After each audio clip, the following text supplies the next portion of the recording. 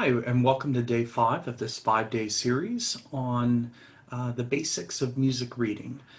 Today we're going to discuss a few more anomalies or unusual things that happen within the hymnal and within music in general. And then also, I'm going to do a shameless plug for a potential class for you to join if you decide you wanted to learn a bit more about what it is I've been discussing. So, before we get to that, let me wrap up a few more unusual things that you might see within the hymnal. The reason that I wanted to bring this first one up is because I've made it pretty clear that in general, music, especially music that has bar lines, such as this one, are consistently divided into a set number of beats. As you can see here, we've got 1, 2, 3, 4, 1, 2, 3, 4, and so on.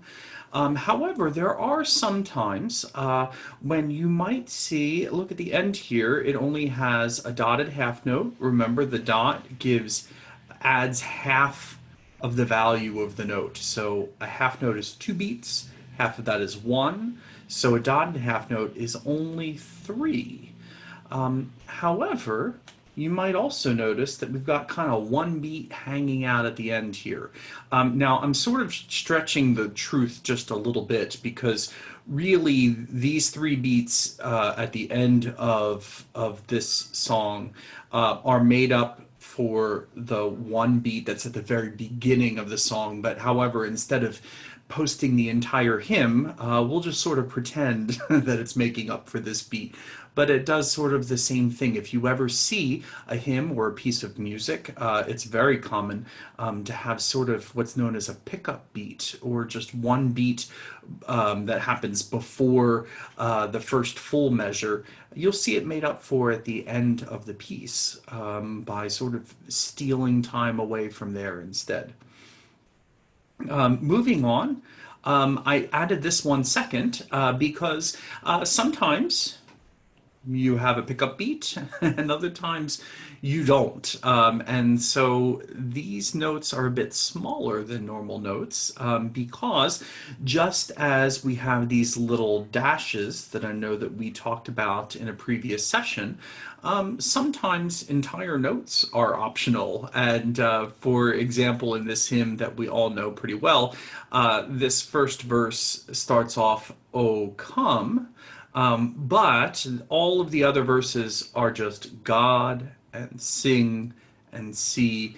And so those notes at the beginning don't apply to those verses because we don't have a word to sing those notes with.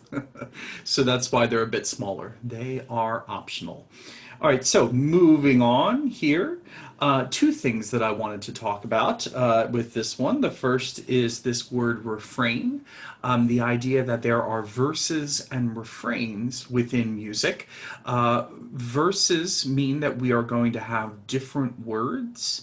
Although it could be set to the same melody, and oftentimes is. There are a few exceptions where it isn't, but for the most part, same melody but different words. Whereas with a refrain, it is often the same melody and the same words. It's something that's repeated throughout the song, where verses change words. So the other thing that I wanted to talk about is this really long line here that has different meanings depending on what instrument is playing the line. But in terms of us singing, you will see these phrase markings to let you know that we are going to sing a bunch of notes, but on only one syllable.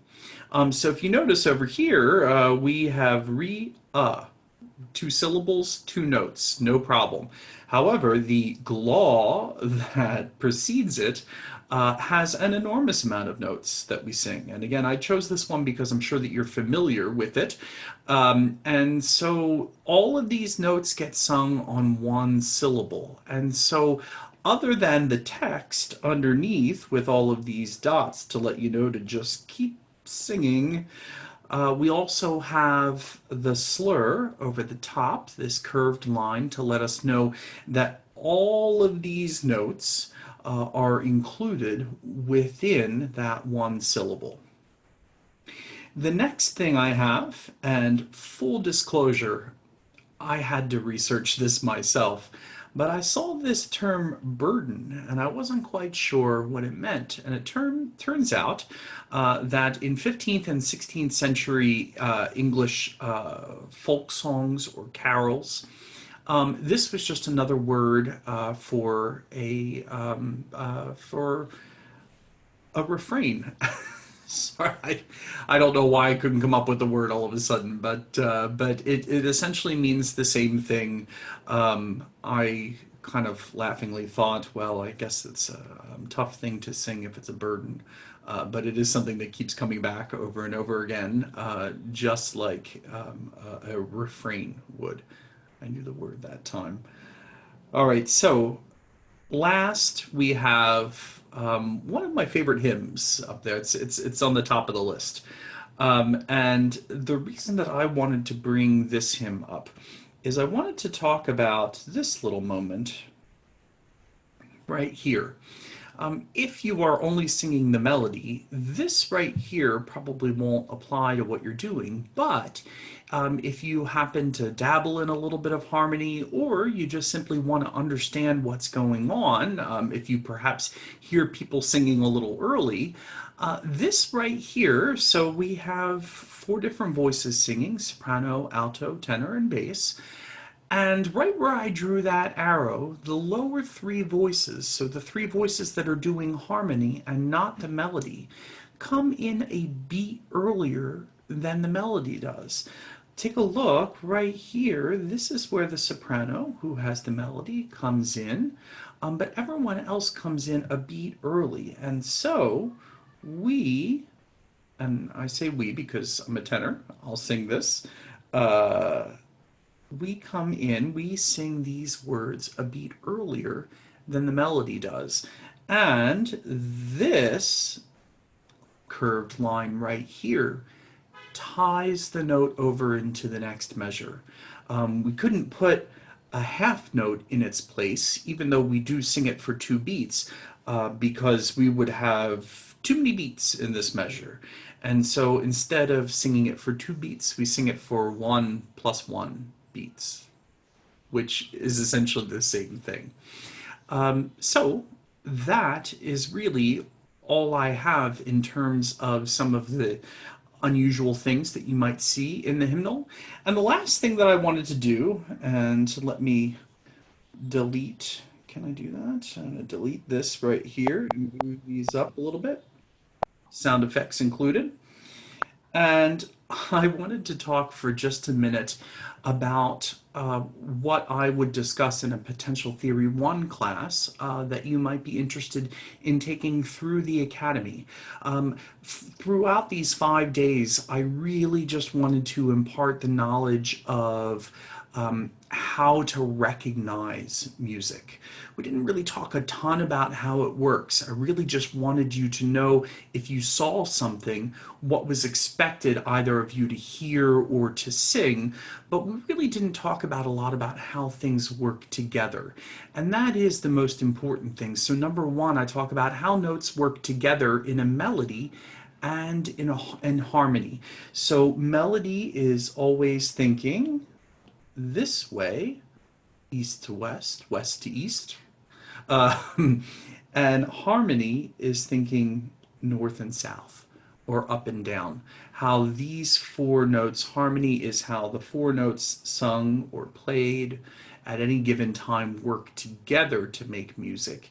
And then the melody is how you can string together one note after another together to work to create a melody. I was trying not to repeat myself, but it did.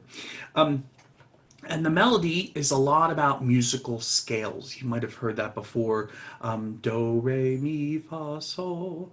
How those scales work together to create a melody, and then when you might alter them. There's a ton of alterations here.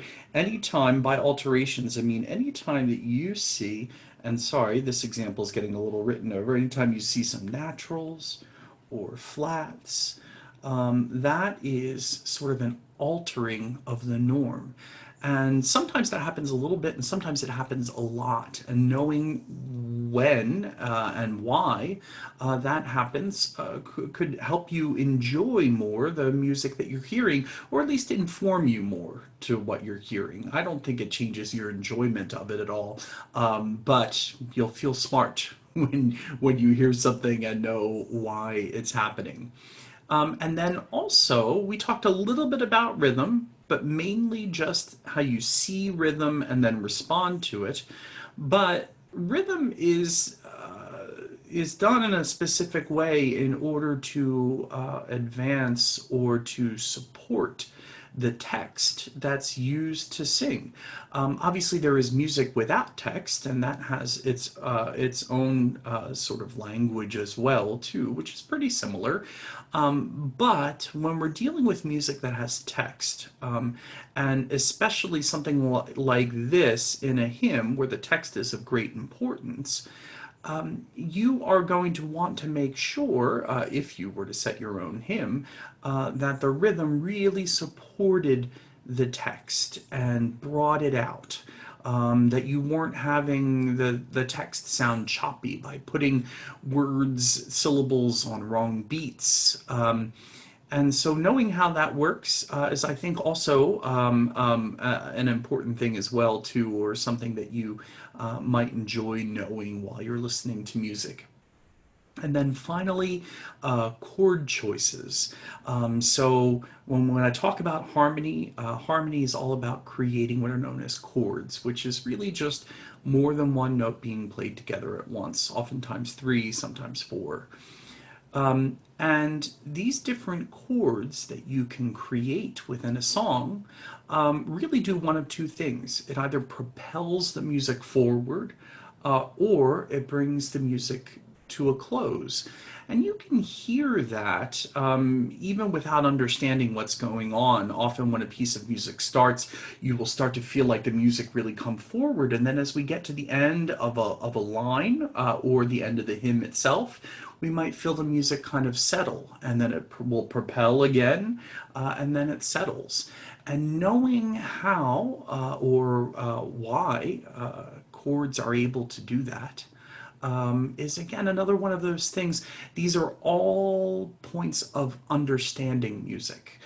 Instead of just simply being able to read it, almost as if learning the alphabet and then stringing those letters together to make words, and then knowing how those words string together to make sentences. It's really the exact same thing. So we would talk about all of this in a Music Theory 1 course that would be offered in the fall here at Epiphany, and I would love to see you join. There is no set date or time yet. However, if you're interested, please contact Wyatt. Let him know when your availability is, and if you're one of the first people to call, that might determine when the session is. So please let me know if you're interested, or let Wyatt know if you're interested. And thank you very much if you made it all the way to the end of this video and you watched everything this week. I thank you so much, and I hope you enjoyed it, and I hope to see you in the fall one way or another. Thanks so much. Have a good one.